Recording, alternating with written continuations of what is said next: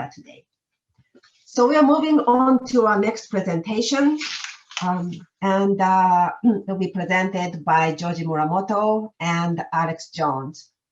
And the title is Utilization Traditional Ecological Knowledge to Tend Geophytes on the Central Coast of California. So this is not about Japan, but you can see that many of the issues that are raised in this presentation are directly connected to the topics that we've been talking about. So I believe Muramoto-san will start first. Yes. Okay, thank you. All right. Thank you, Junko, and hello, everyone. My name is Joji Muramoto. I'm an assistant cooperative extension organic production specialist at the University of California, Santa Cruz. I'm a soil scientist / agroecologist, and my main research focuses on fertility and soil-borne disease management in organic strawberries and vegetables in coastal California.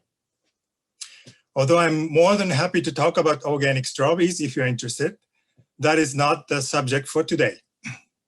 We're going to give a preliminary presentation about the new project entitled Utilizing Traditional Ecological Knowledge to Tend Geophyte on the Central Coast of California.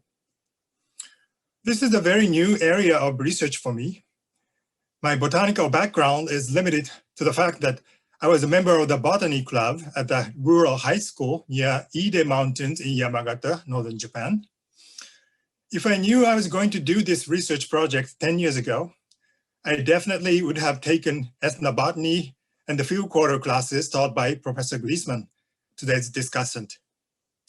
Fortunately, however, I was able to find excellent collaborators for this project. They are Rick Flores, Alex Jones, and Justin Long, and I'm going to tell you more about them in a minute. Today, I'm going to present a former half of this presentation, explaining how this project was developed, goals and method. And then Alex is going to explain actual plants, geophytes, and research sites we are going to study.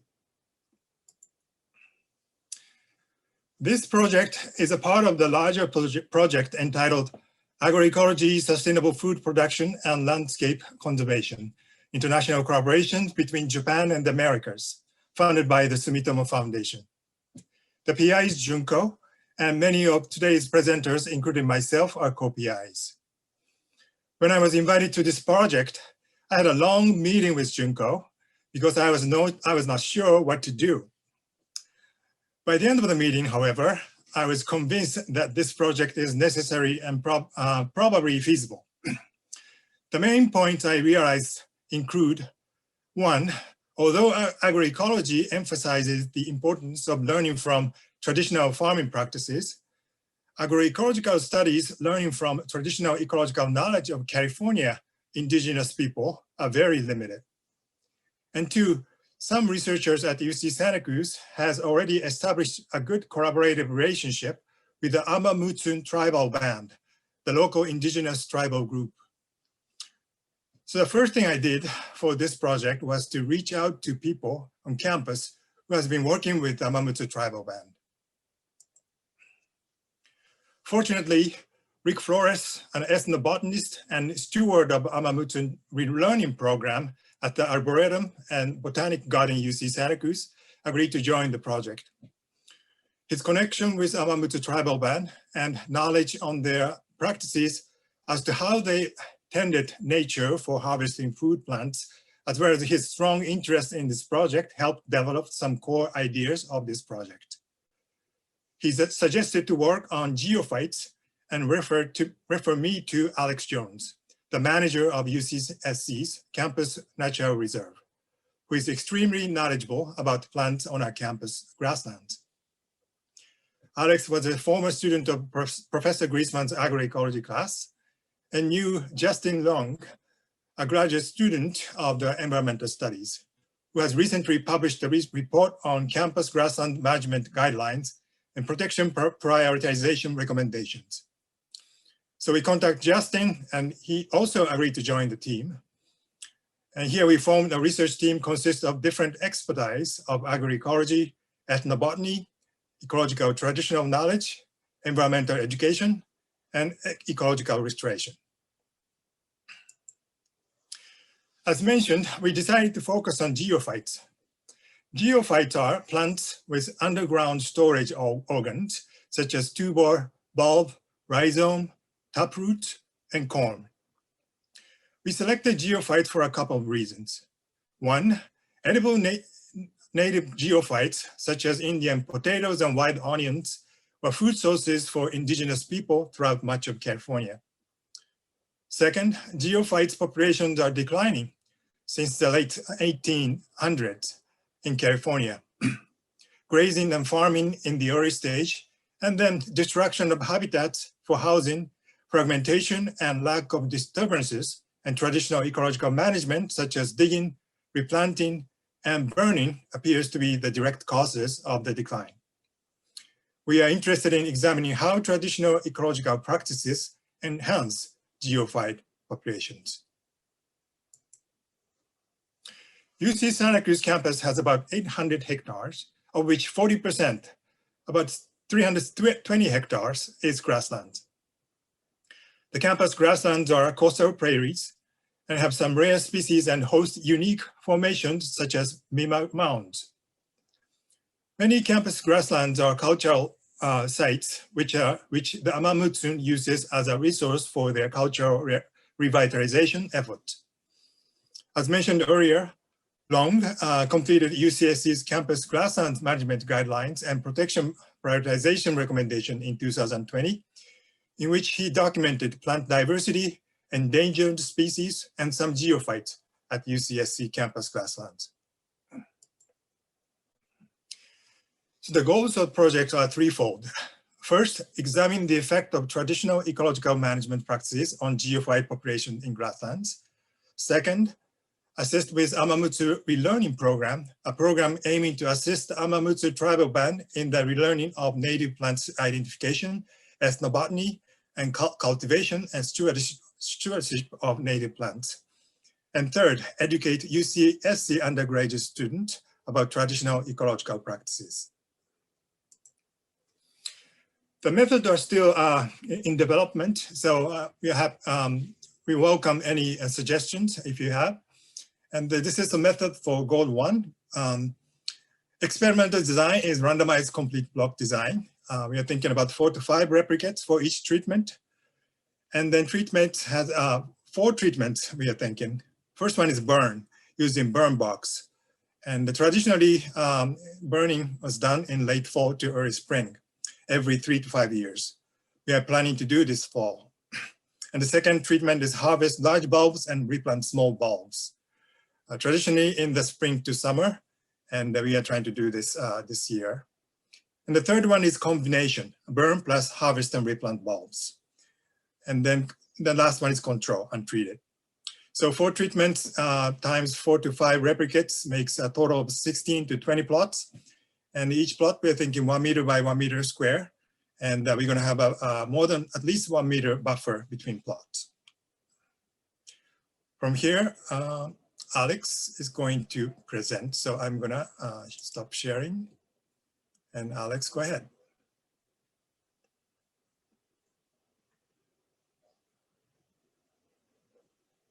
Okay, hello everyone. Thank you very much for hosting us today. I'm going to talk a little bit more about the plants that we will be studying on the UC Santa Cruz campus. So there's evidence, archaeological evidence of use of geophytes that goes back at least 10,000 years, the Channel Islands in California. So there's been traditional use among indigenous peoples of California ever since that time. So thousands of years of evolving through the use and intentional management of grasslands for the purposes of using these species for both food, but also material purposes as well. So these are just some of the species that were of geophytes that were used in California. Many are in the Lilialis order, and Aspergillus, Apialis, and they were essentially, they could be considered staple food crops. They're abundant, they were widespread, they were storable, so they could be harvested and saved for later. they're nourishing, and they could be intensified through management. These particular species that have the yellow boxes around them are found within UCSC grasslands, and some of these will likely become our study subjects. One plant which is widespread in a variety of different grasslands on the UCSC campus is Soaproot, or Chlorogalum pomeridianum of the Agaveaceae family, excuse me. And you can see, this is a picture on the left here of it dug up. You can see this large bulb below ground, kind of covered with the old leaf sheaths. And this plant was used in a variety of different ways. It could be used actually in fishing with sort of crushing it, putting it in water, could actually stun fish and aid in catching them. The fibers on the outside of the bulb could be used to create a brush. You could boil the bulb and get a glue that you could use to put the brush together. And the brushes were used to, one of the ways was to brush out acorns that were pounded and brushing that out of baskets. And also the bulb could be roasted in an earth oven or prepared in other ways and eaten as a food crop. You can see the graphic on the right here from Kat Anderson's Tending the Wild book, a method for digging soaproot in the summer and early fall with a sharpened hardwood stick, kind of popping off the bulb, leaving the sort of the root crown intact so that it can resprout. And if it was harvested during times when the seeds were ripened, seed heads were often cut and put back into the holes before they were covered up with dirt, allowing the plant to regrow and then another harvest within 3 to 5 years. The larger bulbs taken first, smaller ones left in the ground to grow till another harvest. Just want to briefly show this map again of UC Santa Cruz and some of the different study sites that we've selected so far. Down here, UC Santa Cruz is on the lower slopes of a mountain that rises up from the coastline. And this is just, the picture on the left here is just up the coast from UC Santa Cruz. And you can see that there's pretty well developed marine terraces that developed from a combination of uplift and erosion and wave action over time. And the higher terraces, which are the older terraces, which often have,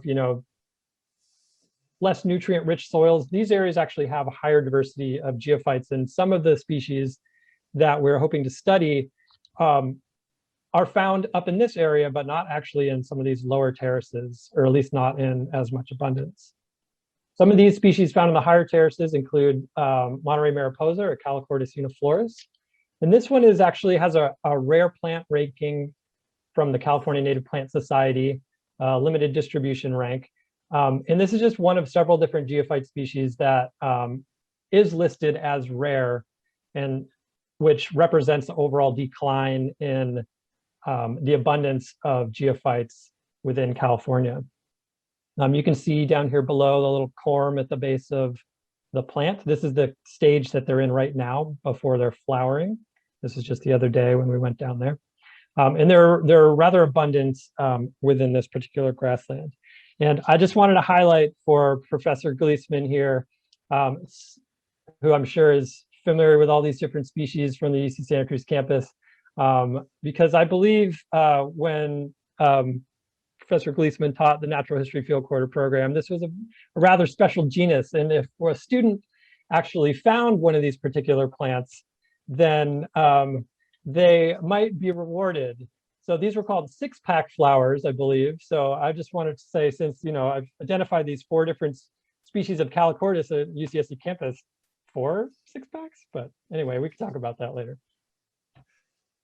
Another species found in these upper terraces and in limited distribution in lower terraces is wild hyacinth, Tritolea hyacinthina. And you can see, again, these relatively small corms at the base of the plants. And this was another food plant that was gathered, like the Calochortus, in spring to summer, and these could also be roasted and I believe also eaten raw. And they're not very large, but it just represents, they grew in abundance, and the larger ones were harvested. The smaller ones were left to grow bigger between harvests.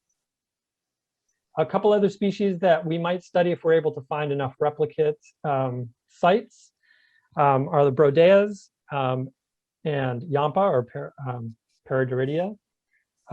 And these also are corms here for the brodea and sort of taproots for the yampa. Our future plan for this study to finalize the target species that we're going to include in the study, and that's based on some more field reconnaissance. As these species begin to flower, we'll have a better idea of their distribution. Right now, it's a little bit difficult to tell some of them apart. We know the generalized locations, but it can be a little variable between years when they show up. We are going to be finalizing the variables that we'll be measuring and the frequency of measurements. We don't want to, if we're concerned with geophytes, the underground structures, we don't want to have to dig them up every year to see how large they are. So we have to, consider the amount of disturbance we're going to be creating within this sample. So we're thinking of taking allometry data for non-destructive sampling by digging up some plants outside of our plot, measuring or weighing the biomass and taking some other measurements so that we might be able to look at the leaves from above and have a sense of growth below ground as well. We'll begin the experiments, begin harvesting and replanting in spring and summer. In the fall, we're hoping to have our first fern treatment.